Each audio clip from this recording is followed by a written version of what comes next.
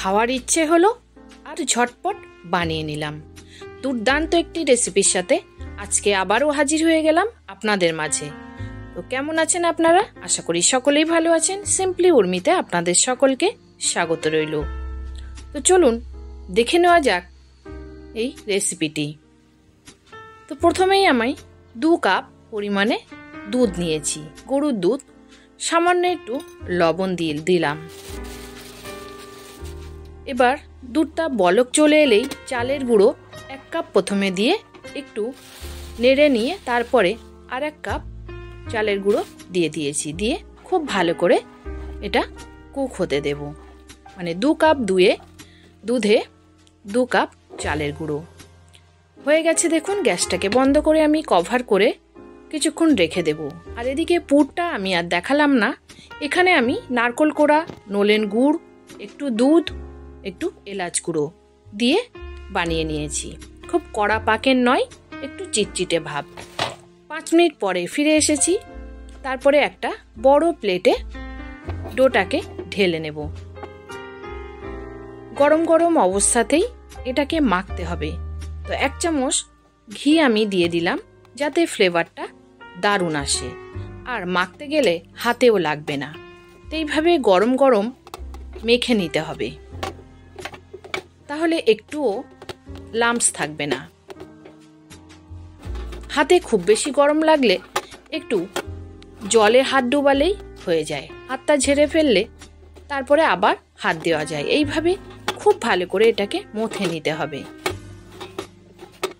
খুব ভালো করে মথে নেওয়া হয়ে গেছে। এবার আমি এর 3 ভাগ করব। এটাকে সম পরিমাণে 3টে লেচি বানিয়ে গোল গোল করে নিয়েছি।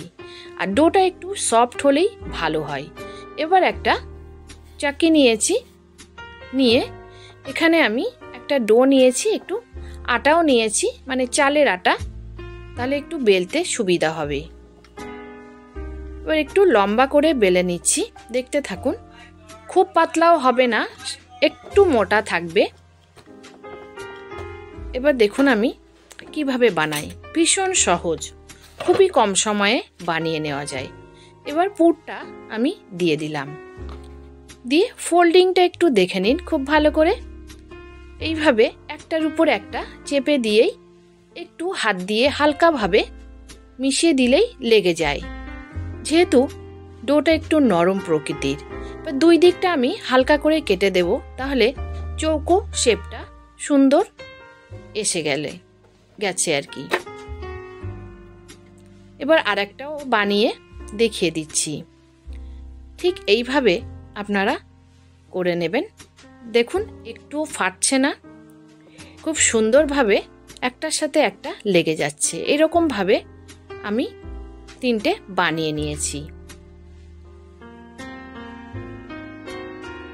দেখুন একে একে সবগুলো বানিয়ে রাখা ছিল প্রথমটা, দেখুন তবুও একদমই ফাটেনি বা ভাঙেনি। এবার একটা মোমো স্টিমার আমি নিয়েছি। আমি আজকে মোমো স্টিমারে এটা স্টিম করে দেখাবো।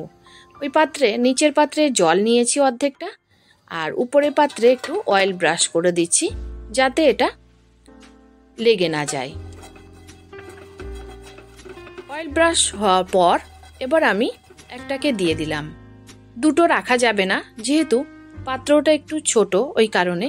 যদি বড় কড়াইতে কোনো বড় ছিদ্র প্লেট থেকে থাকে তাহলে একসাথে 3টেও হয়ে যায়। আপনাদের কাছে যেমন থাকবে সেই হিসাবেই আপনারা স্টিম করে নিতে পারেন।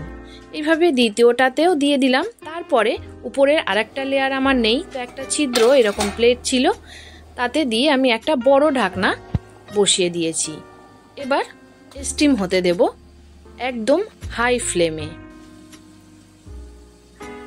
10 মিনিট স্টিম করলেই রেডি। ততক্ষণে আমি আমার বাগান থেকে একটু ঘুরে আসি। বাগানের ফুলগুলো কত সুন্দর দেখুন, আর আমার ভীষণ পছন্দ ফুল। আপনাদের কেমন লাগে অবশ্যই জানাবেন। তো 10 মিনিট পরে আমি ফিরে এসেছি। তো এর ছোট ঢাকনাটা খুঁজে পেয়েছিলাম, ওই জন্য পরে ওটাই লাগিয়েছিলাম। এ দেখুন একটু হাতে লেগে যাচ্ছে না, খুব সুন্দরভাবে স্টিম হয়ে গেছে। তো উপরটা তুলে নিয়েছি, একে একে সবগুলো তুলে নেব। আর গ্যাসটাও বন্ধ করে দিয়েছি। এবার একটা প্লেটে আমি নিয়ে নেব। দুটো নিয়েছি, আগে কেটে নিই।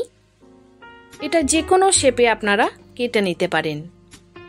তো কত ইজি না, একটা একটা করে পুলি পিঠা বানানো ভীষণ সময়ের ব্যাপার। এইভাবে যদি বানিয়ে নিতে পারেন তাহলে খুব সহজেই বানানো হয়ে যাবে। আর যেহেতু দুধ দিয়ে আমি ডোটা বানিয়েছি, এর টেস্ট আপনারা না খেলে বুঝতেই পারবেন না, এত সুস্বাদু। তো এইভাবে আরেকটাও আমি পিস করে নেব।